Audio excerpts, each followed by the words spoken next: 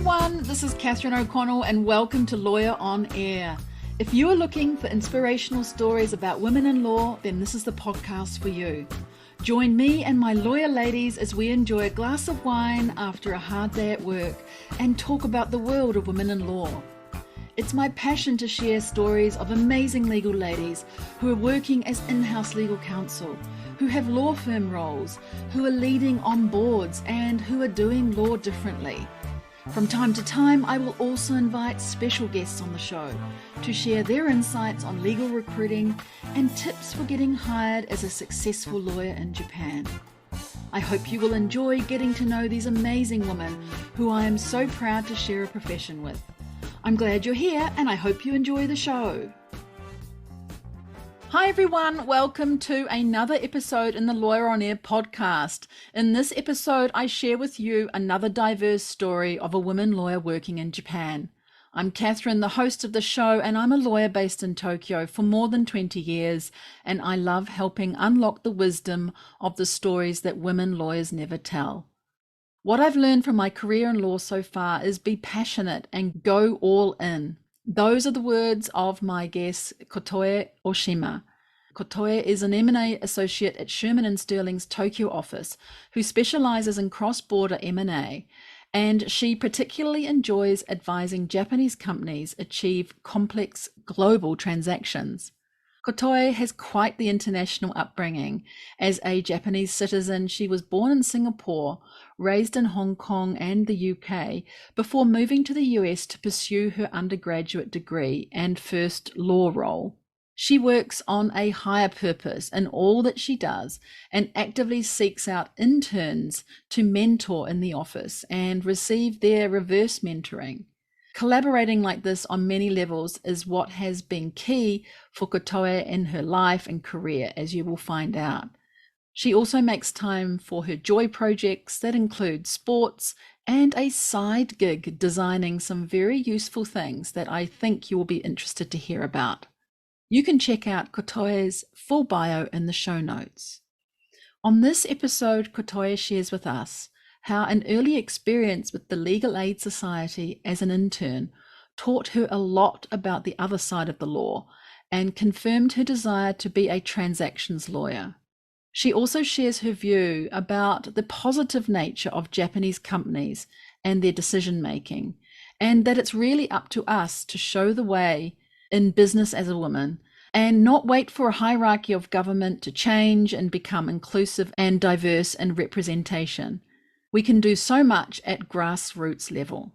Kotoe also turns the mic on me and asks for my tips on managing a law firm merger. Well, I've had 3 of these in my life as a lawyer so far, so I gave tips that will hopefully be helpful to anyone who's embarking on a merger. And Kotoe also shares her favorite place in Japan, her motto inspired by her parents, and who it is that she'd love to meet from history, as well as other fun facts. Let's get into it. Hello, Kotoe, and welcome to Lawyer on Air podcast. Thanks for having me. I'm really excited. And before we get started, I want to say I'm super excited to be on this podcast and be invited. I do want to congratulate you for winning the best podcast by Kiwi Abroad and being nominated for all these business podcasts, you and Jane.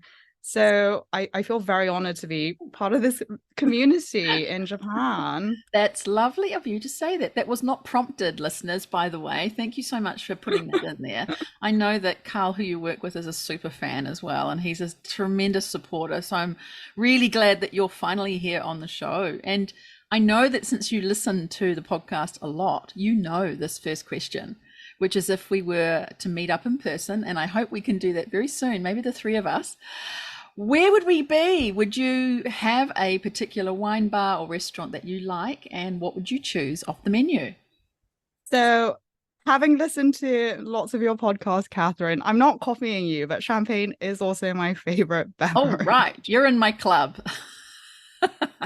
But I also love wines. I also love cocktails. My go-to cocktail place is Mixology Heritage. I think that was mentioned by another one of your podcasters as well, but it's quite close to Shearman and Ginza. and it's a little lovely space. They have really cool cocktails like a blue cheese martini, which I know sounds weird, but it's actually amazing. And the other day at Shearman, we hosted a summer event where we learned to make espresso martinis, Negronis. I'm kind of glad we didn't make the blue cheese martini because I don't know what that would have entailed, but really lovely space that I'd recommend anyone coming to Wow, Tokyo. very cool. I mean, I can't even imagine what that might be like, but it must taste okay if people are serving it. And yes, somebody did mention mixology in the past, but have not been there yet. So would love to join you there. Thank you for that. They've probably got champagne cocktails as well, I'm sure. Yeah, I think so. I don't think you have to order the blue cheese. Right, but I'm very intrigued about that. Interesting. So let's go back a little bit to think about when you were a child, or maybe when you were growing up in your younger years. What were you thinking about or dreaming about to be in the future or experience in the future? So I'm Japanese by heritage. My parents are both Japanese, but I have quite an international background. I was born in Singapore, grew up in Hong Kong and England, and then I moved to the States for university and then stayed there since. So throughout my childhood, as well as my higher education years, I always thought I would become an international ambassador, work for the UN, all these international organizations, and more towards foreign diplomacy. I think that's quite true for a lot of my colleagues and other lawyers I've met who really lean towards the humanities and have the international background. Yeah. So yeah, that's what I wanted to be. But I thought having a law degree would be a great first step to go towards that. Very, very luckily, I ended up with a summer internship at Shearman and Sterling's Tokyo office.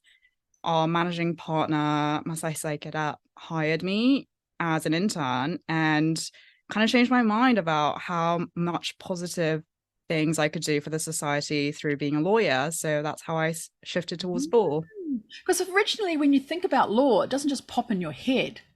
Was there somebody who influenced you, or did you see someone on a TV program or hear about someone or something in particular that brought you to the law? It doesn't just pop in there, does it? It's something you think about or see or hear, or did it in fact make you just sort of, you just thought, law, I just want to do that? I think I graduated undergrad and I wasn't quite ready to go right into the workforce or, apply to the UN. So I thought law school. And once I got there, at least in the States, there's a big group of us going towards big law. And I guess I kind of, got on the escalator, thought I'd give it a try. And then once I started, that's when it really clicked to me. Oh, I do want to be a lawyer. So that's how I got into the industry. So in between, when you got your undergrad, then you did the internship at Shearman and Sterling. Is that right? During my undergrad, I already knew I wanted to go to law school. So to build my resume, I actually interned at the Legal Aid Society in Queens, New York, which was a very exciting experience. Tell me more about that, because I had that as one of my questions to ask you about. That's pretty unusual. How did you end up there, and what did you do there? I initially wanted Manhattan, but those spots were all taken. So the ones left were the Bronx and the Queens. Wow. A Queens bureau. And I thought the Bronx might be a bit too dangerous for me, so I picked Queens. But it was still quite a crazy experience because as undergraduate interns, we would only be allowed to handle misdemeanor cases and not felonies. But still, when we went out on investigations, we would always have an investigator with us, and he would always be carrying a gun. We would go into these dens. Sometimes people are doing drugs in front of us. There was a lot of it has been exacerbated in the last couple of years, but back in, I think I want to say I did my internship in 2012, 2013, there was already so much mistrust with the police system in America. So even though we're acting for the public defender's office, if they see any corporate people asking about events or if they've witnessed anything, they automatically associate us with the authorities. And we just wouldn't get a friendly interaction. So seeing that firsthand was also a great experience, as well as some scary, hairy moments where we were chased by someone. So all good Wow. fun. Wow. Yeah. I'm glad you call it good fun now. But how did that change your life? It must have changed your life or your view on the law or people who are mixed up in the law in some way in a negative sense. It definitely gave me an opening into parts of society that I didn't really see, especially as a very sheltered undergraduate intern or undergraduate student in rural America. So being in a city, that was my first time. I spent time in New York, and seeing people experience and go through these things, it definitely provides more context for some, what we're seeing in the news today. Right. And did this spur you along to continue doing law rather than turn you away from it? I think that was a great experience for me to have in my life, but having gone through law school as well as my internship at Shearman, I definitely shifted more towards corporate. Right. Not because of any push factors, but my interest geared towards corporate. But great grounding, isn't it, to do that? And I think back to days where I was in court in New Zealand, and it wasn't where I wanted to end up, but it was super good for learning about the way people treated each other, fights Mm, that they might have, how people end up in a situation where probably less privileged in some ways, and sort of a respect for what you are doing yourself and the privileges that we have, and also the way that we can actually help other people. It can just be something small that turns them around the right corner. But it's interesting, isn't it? But you find out too what you don't want to do by doing some other kinds of work. So I see that absolutely. And you'd come to Duke, right, to do your JD. so Duke was my undergraduate Oh, degree. Duke was your So undergrad, and then your yes, JD was at Cornell. yes. Got it, right. And then you did the interning job now that you're talking about.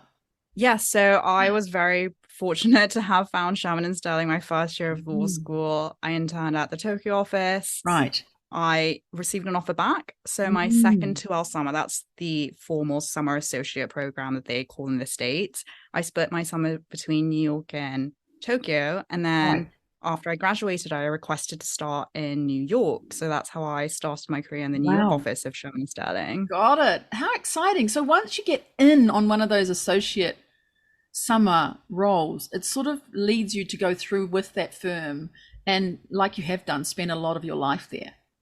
Yes, absolutely. I think for me, it was really a great fit because I really enjoyed everyone I met at Sherman. I think it's the first time actually in my life where I felt like I found a home. I know this is very weird to say, but Mm. especially in the Tokyo office, we have Japanese people or foreigners living in Japan, but who have had such a diverse international experience. And having grown up abroad, I was often only one or two of the very few Japanese people at my school. So it was really cool to meet a whole office full of other people like me. And they were also very passionate about, contributing to society in Japan. So that really inspired me to really pick and pursue my career with Sherman because I felt that obviously our client, our deal, they're very important to us. They take priority, but we all have a very bigger picture of, how we contribute to society, what we can do for Japan. So that really spoke to my core values. Right. That's so important, isn't it? And I think we overlook that because of what's in front of us, right? Not seeing the wood for the trees or the trees for the wood because we're looking after the clients every day, but doing something broader for society. What has been some of the highs and lows over those times that you were in New York? You've talked a little bit about one experience of being chased. That might be a low. And also, you had time in Singapore with them as well. What would you say, what sticks out as something that was really great that happened? And perhaps it's tying into that contribution to society. I'll answer those two questions separately because I have great answers for both. So Please go ahead. So in New York, obviously we're dealing with a lot of public M&A. So most of my work was public M&A and a few private M&A deals. So they're very established clients. They're very sophisticated. They know what they're doing. Really, really great clients to work with. Then I came to Singapore, where I was put on a few deals in India as well as Southeast Asia. And it was the first time I experienced cross-cultural elements on a transaction. So I was advising on a transaction where the target company was in India. The founder of the target company was from Chennai, which is a very superstitious area in India. Mm. And so he during the transaction, he actually called his shaman or fortune teller to come read the stars to see when the right time to sign the documents would be. Wow, that's So cool. yeah, I'd get an email going, okay, so Wow. we can only sign Tuesday from 4 to 7 p.m. or Thursday from 2 to 3 a.m. And we would have to work around the star planetary alignment to get our deal done. Whoa, that is really amazing. I haven't heard of that before. That's great. I mean, we have good luck days and bad luck days in Japan too, right? In the Buddhist calendar. And Yeah. often transactions may settle or close on those days, but this is interesting. Wow, keep Oh, going. I actually haven't had the Japanese version of it. Haven't But you? Right. So it's yeah. sometimes like Butsumetsu, the bad luck day, you wouldn't do something, you'll do something on Taian instead on a good luck day. Oh. Yeah, that's happened a few times for M&A deals that I've done in the past. It's been quite interesting. People just check the calendar quickly. Oh, yeah, that's okay. It's a Taian or it's a Tomobiki. That's okay. Fantastic. We can put in our resumes that we're able to do complex transactions as well as accommodate your planetary alignment. Really excellent. How interesting. Carry on. You had more to tell. Oh yeah, highlights of my experience in Yeah, Japan.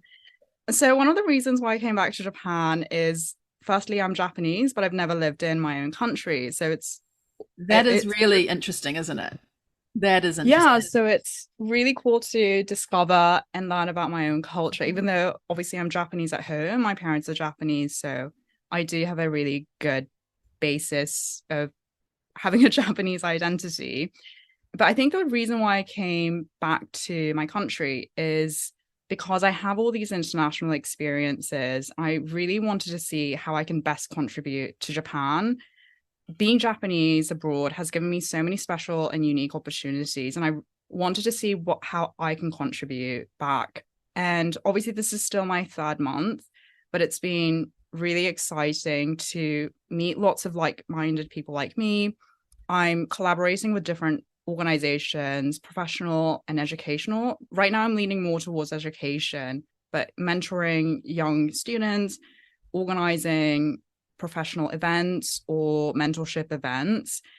And I'm trying to explore in what ways can I contribute to the country, as well as obviously advising on Japanese clients and their international deals, because I think that's my expertise that I'll bring. I'll help them negotiate against Western Yes. counterparts. So hang on. So you're doing your M&A deals as your, say, day job, right? Every day. That's the juice that you're doing. But what's this about the organizational element with the educational groups and the mentoring? Is that something that the firm encourages you to do? Is it while you're at work? Is it pro bono? What is that? Tell me a bit more about that. That sounds really interesting. Absolutely. I think Sherman and Sterling, the reason why I really love the office here is because I have so many mentors and inspiring characters in the office. So, for example, Carl Perez, and I have another colleague, Brandon Whitaker, who's a capital markets associate. They both teach as law professors at universities in Tokyo, which is a fantastic experience. And our managing partner, Masai Seikeda, he also sits on the board of charities, attends international committees and events. And he most recently was one of the co-founders of United World College in Karuizawa, which actually Brandon and I are both alumni of. And so he was the one that actually introduced me to the school UWC. Because I'm an alum, I was already involved in the Singapore camp with the Singapore campus. I thought, oh, it's great. It's a great opportunity to be involved as well. And we've hosted a couple of interns from UWC in the past. They're really big on helping providing equal access for all sorts of backgrounds. So we try and provide internship opportunities for people who don't have family connections into law. Mm. So they have an in with the industry. But yeah, so because I think our whole office is really geared towards trying to achieve and do positive things for the society, Mm. it's obviously not our billable work. Billable work takes priority, but these are things we all like to do in our spare time. And and we all really put our energy into. So yes, it's Absolutely. not quite our billable job, but I think if you're really passionate about it and if you have people around you that are also doing these things, you also feel very inspired, and it's really easy to do. So for example, if I'm hosting an intern, I'll email the partners and it's super easy to get approval from them because they also support the cause. Mm.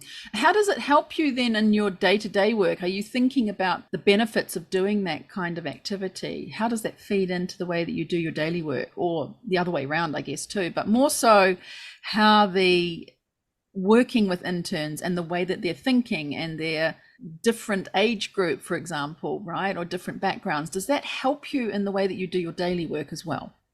Yes, I think all this together really helps my career, at least for me in my career, even with the day-to-day tasks. It's great to have a purpose. And I think my purpose is to really contribute to the society Mm. here.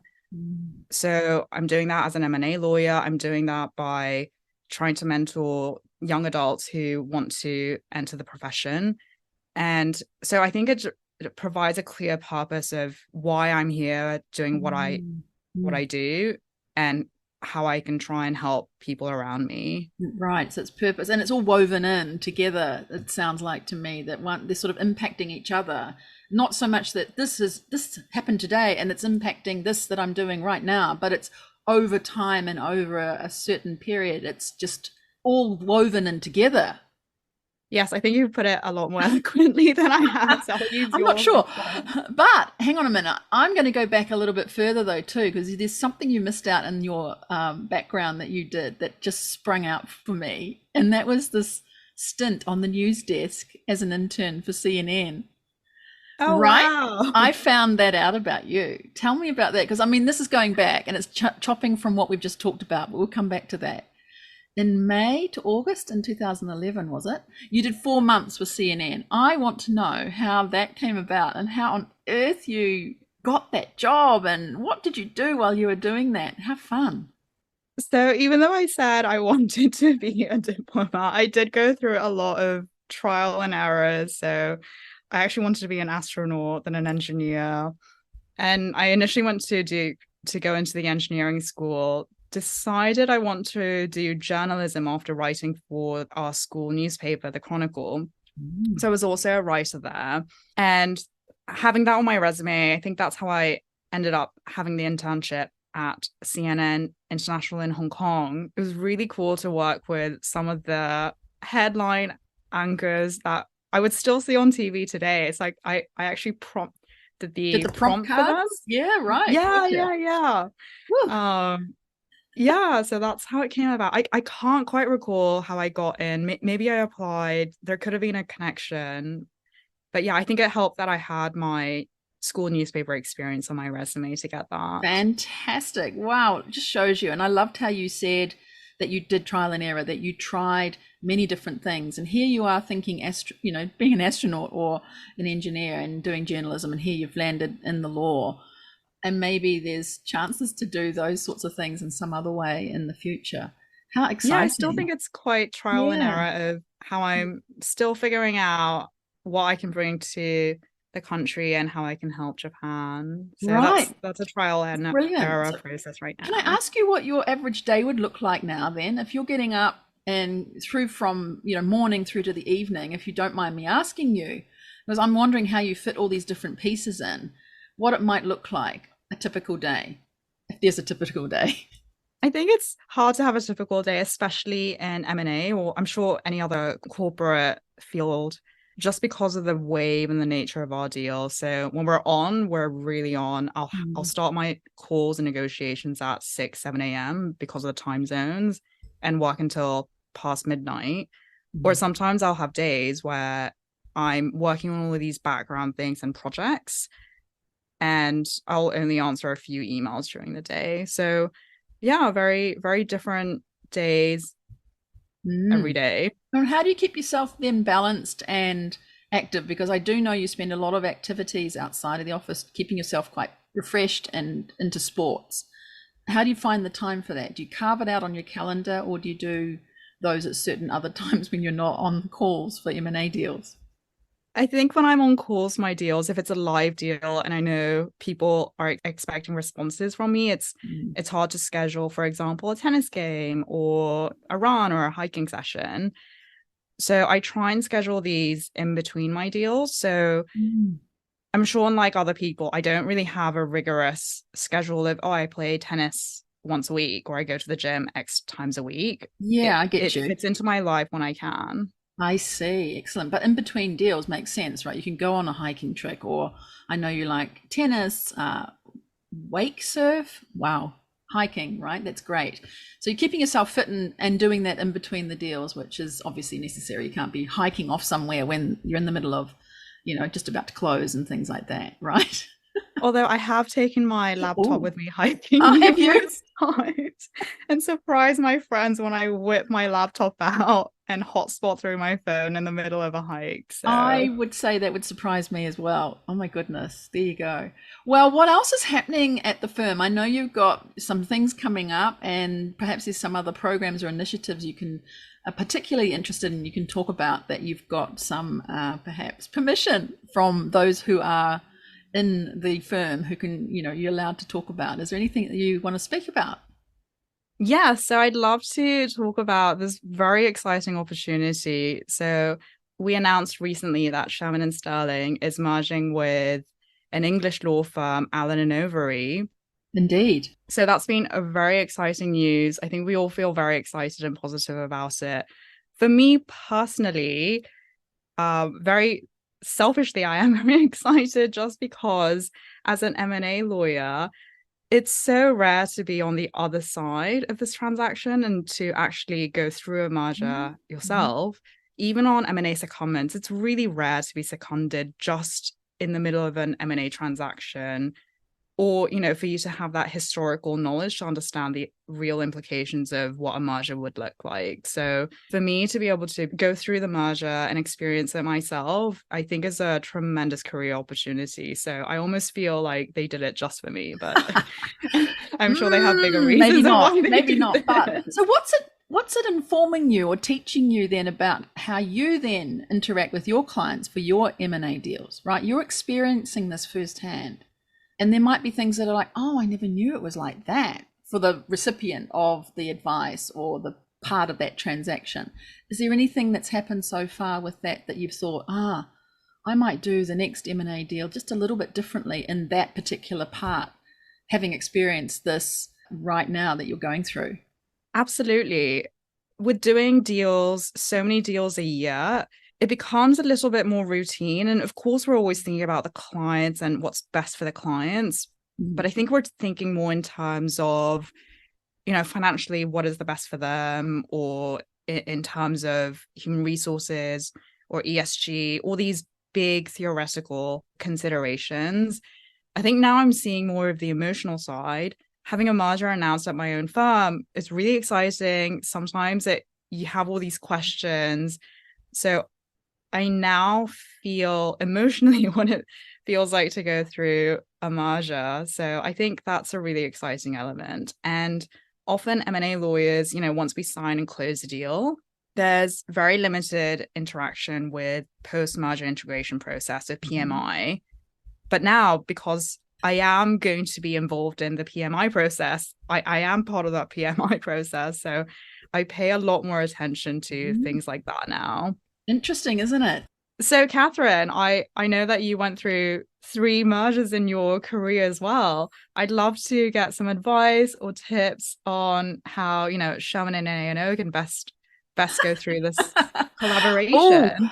well, I'd just say from my experience, it's tough. You don't know what it's going to be at the end. You know it's going to happen, but you don't know where everyone's going to fit into the pieces of the puzzle, right? Who's Mm, getting what offices, who's sitting with who.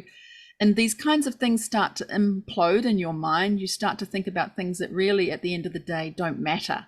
So, my advice would be don't worry about who gets that office or who's teamed up with that person or what view you're going to have out of the office. Those sorts of things don't really matter at the end of the day. It all comes together. So, think more about getting to know the people who are on the other team who are coming together with you. Find out as much as you can about them, and get to know them really, really well. So a couple of things that we did was we had some drinks beforehand, or we had some activity where we went and did, it was actually something like clay shooting. In New Zealand you can do this sort of thing. They bang off clay and you fire at it, but it's everyone's cheering together and teaming together, and as you're waiting for others to tee up, you're talking together, right? So you're doing the activity, but it's not about the activity. It's about you getting together and seeing each other, and hearing and listening what they have to say, and just becoming more close. So I'd suggest, if you haven't already done things like that, is to do a few of those things. And even associate initiatives are brilliant, right? I just thought we get the second or third years together, and I just want to get together at a X place, or it could be drinks, but not everyone drinks. So an activity like that really brings out people's, I guess, competitiveness in one way, but their teamwork and encouraging. And I found that was really brilliant. So I don't know if that answers your question, but having gone through it 3 times, I realized by the last time, it didn't matter where I sat in the office. It doesn't matter a hoot. But if you can get caught up in things like that, which are very superficial, it will drain your emotion. It'll make you angry and jealous, or it might make you be unmotivated, where that shouldn't really happen. It should be an exciting time, even though there's many unknowns. It's like most things in this life. You don't know what the end result is going to actually be. You just know it's going to happen. So go with the flow. Try to be getting to know the other people who are on the other side. We've had a few of them on the podcast. They are super lovely people. I know you're going to be a great family together, and just go for it. Does that answer your question? Yeah, that's great advice. Also, the other reason why I think this module was meant for me is because I've only ever worked at Shearman and Sterling, even though I've worked in Shearman's different offices. I've done New York, Singapore, Hong Kong, and now Tokyo. So even though different offices have a different culture, it's still the same firm. So this is my first time experiencing another law firm. So that's the other reason why I'm very excited about. Right, you get to have another law firm come in, and a different culture and a different way of doing things, and you'll learn from them. And you didn't even have to change, I didn't have to interview. Interview for it. So that's another thing, is that a whole range of expertise and the way that people do things, you'll pick the best of both. And that's what happens from a merger as well. So there's plenty to look forward to. Thank you for sharing that.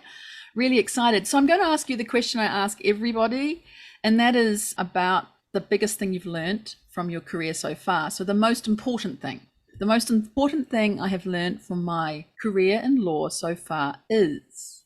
For me, it was really important to me to pursue a career that I enjoyed. Even though parts of M&A can be extremely challenging, both mentally and physically, you're pulling really late nights and a lot is being demanded from you. I actually really enjoy drafting. I love negotiating. So it helps to be able to enjoy your job. And I do have to say, for anyone in law right now, it took me a good few years to be able to get to this place. So if you are still a due diligence machine, persevere, get through it, because it does get better. The other thing that I touched upon before, but that really helped me, was having a bigger purpose of what are your skill sets? What do you bring to the table? How can you contribute best? And for me, I knew I wanted to do something positive for Japan with my skill sets. I thought the best way to use my skills and my time was through being a lawyer and advising Japanese clients interact with foreign counterparts, or vice versa, advising foreign clients do business in Japan.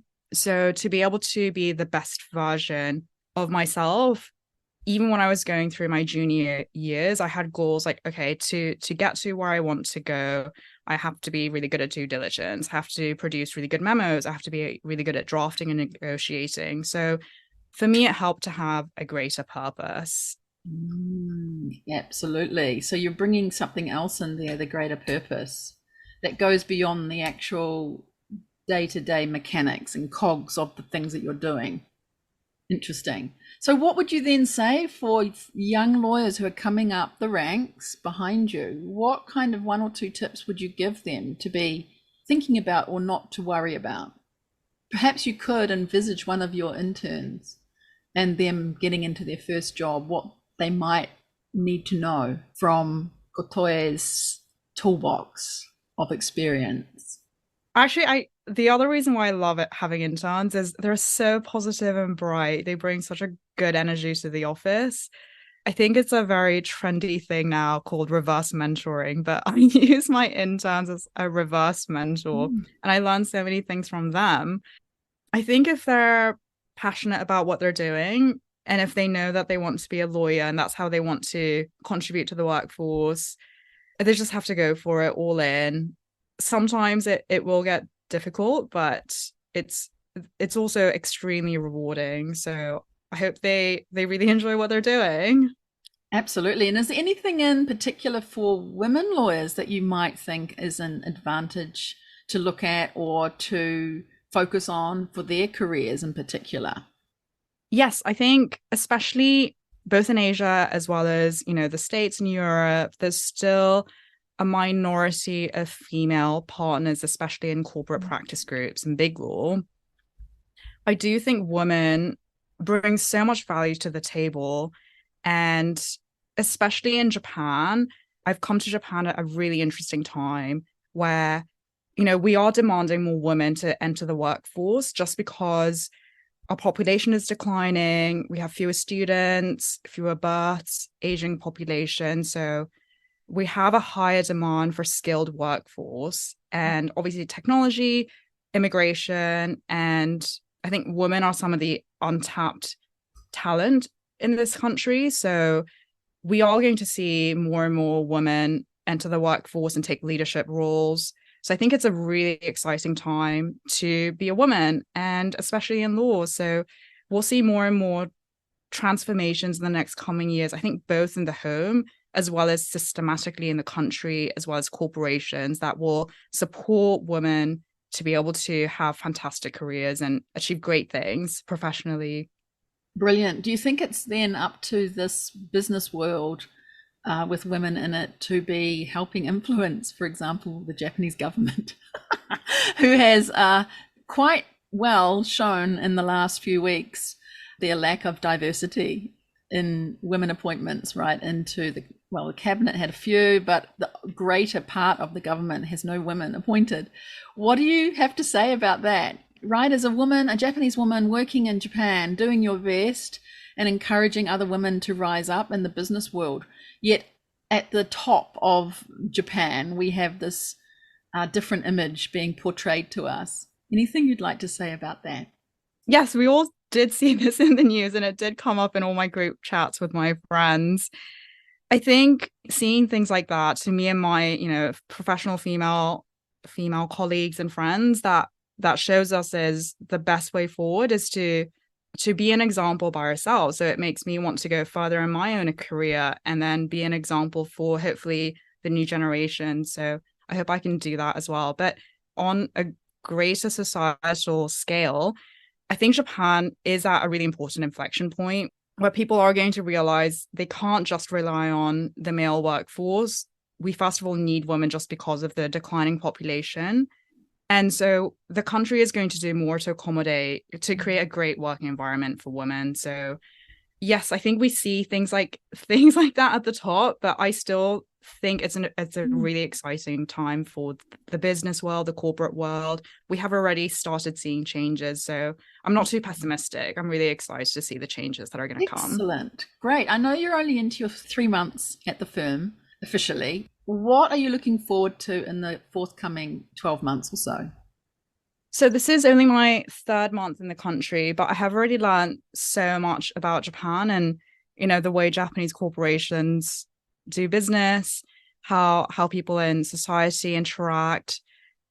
I think it'll be a lot more of observation, seeing how I can bring value, figuring out what my skill sets are and how I fit in. So some of the great observations I've seen are, for example, I think people often simplify, for example, timing and efficiency. So this is true with some of the traditional clients that I have here. Compared to, for example, American private equity firms, Japanese corporations are a lot more, structured and some might say bureaucratic and doing things. For example, getting a board approval or shareholder approval, you need to have submitted the criteria by a certain date. and you have to have the stamp. So it seems outdated, but I think, even in my 3 months, I've really come to appreciate that there isn't a right and wrong of fast and efficient is better. I've started to see a lot of value in the way Japanese companies are doing things because they have this very great order methodology of approaching decision making. Also, it's a risk tolerance factor as well, but having that space to really consider a decision allows them to have more attention to detail and think of decisions more long term. So I know companies here are not just, short term focused to try and get the best earning results for the next shareholders meeting. So I know people always talk about efficiency and timing, but I think there's positives in both. So yeah, I think right now I'm trying to see some of the differences and way companies here approach work. And yeah, I don't know in what way I can help in the future, but it's really cool to be learning a lot. Very good, right? And you've called out some really interesting things there, that Japanese companies take a lot of time to do a lot of the work at the beginning of the transaction or deal or whatever they're Yep. thinking about, so that things don't come up along the way that might disrupt what they've decided. So they'll do it all at the front end, perhaps, typically speaking, get the buy-in and then go for it, and something will go quite smoothly because everyone's got the buy-in. You've thought about all different things, especially if you've got a good board who are giving all the outside and inside perspectives. And whereas maybe some other companies that are not Japanese may get going and work it out as they go along. So then neither is wrong, it's just a different way of approaching things, right? And understanding that as an observation from being here for just even a short time is a great thing. Which Yeah, is, and if you even look at the country, obviously I don't I'm not sure about the causality effects, but the customer service here is phenomenal, world class.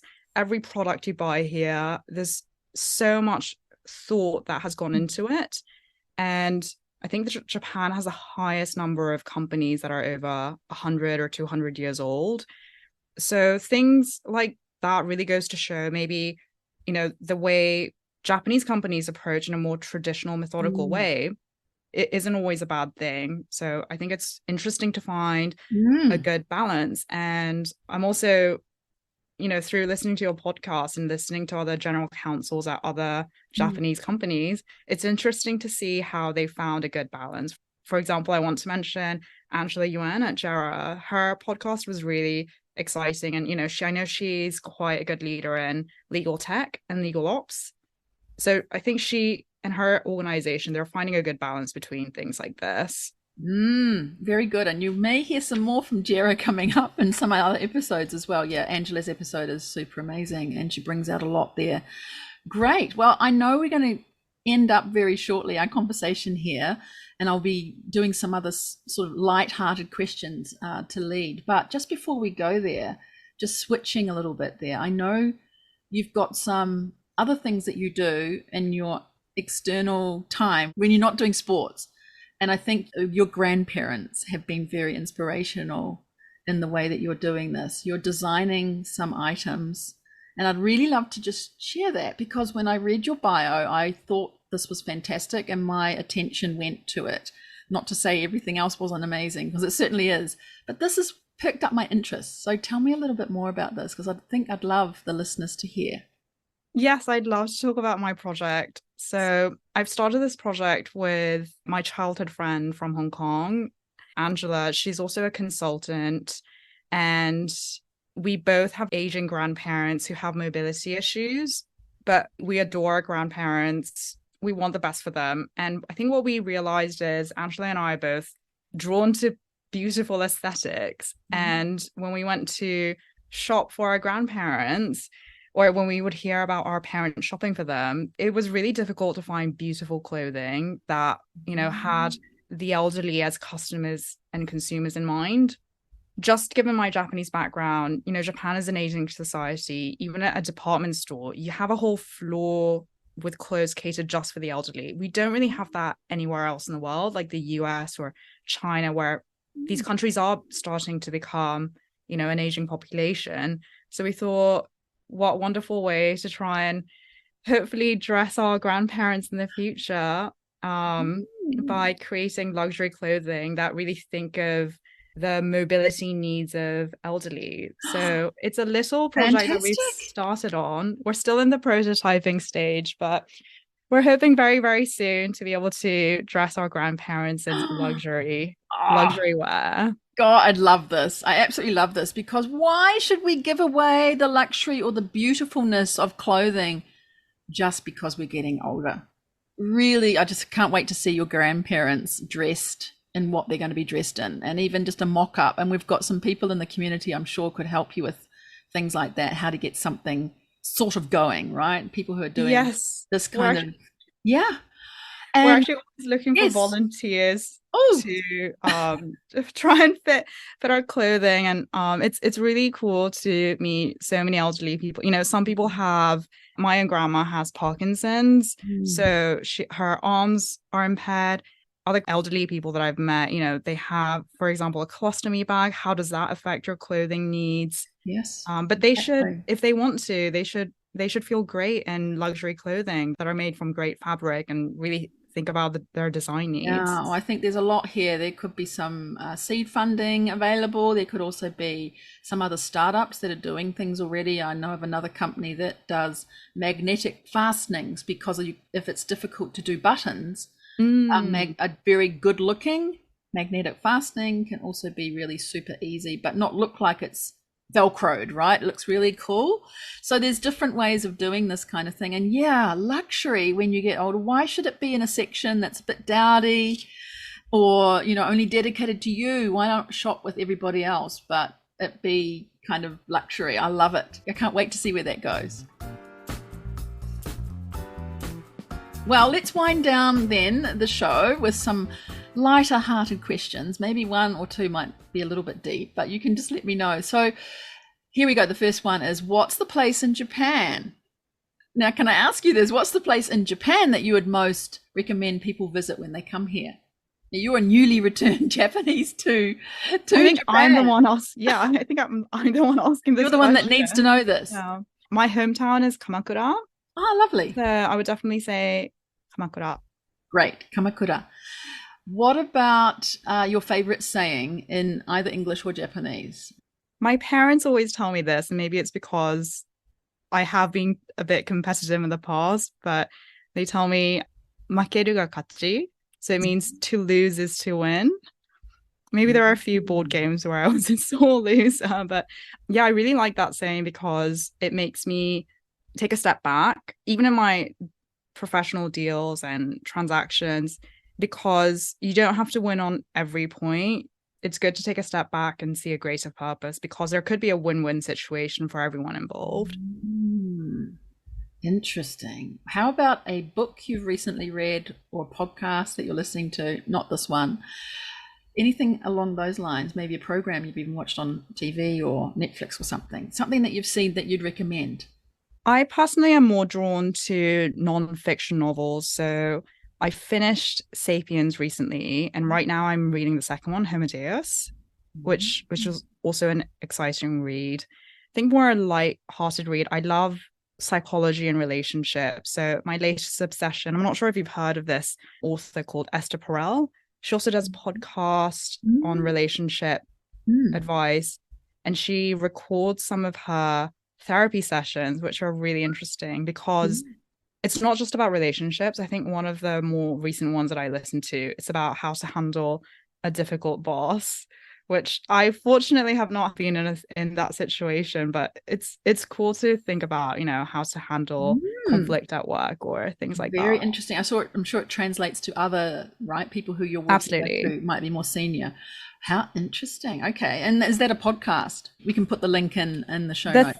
the Yeah. therapy sessions, I think, are podcasts, but she's Right. also written novels on relationships. Brilliant. Okay. If you were given an opportunity to spend a day with anyone, who would that be and why? Anyone. Historical figure, family person, someone you knew from your childhood, anybody. Who would that be and why? I love classical music, so I think it would have to be a composer like Chopin or Rachmaninoff. Oh my goodness. Imagine what they'd say. I think I'll Mm. just sit and listen to them all day. It'll be two-way though. They want to hear from you, but I think they'd be very intrigued to hear what you had to say as well. And if I had a magic wand and could give you a talent, what talent would you like to have? The ability to speak all the languages in the world. Excellent. Thank you so much, Kotoe, for coming on the show today and actually being very brave to go on camera at your own choice. Did you have fun?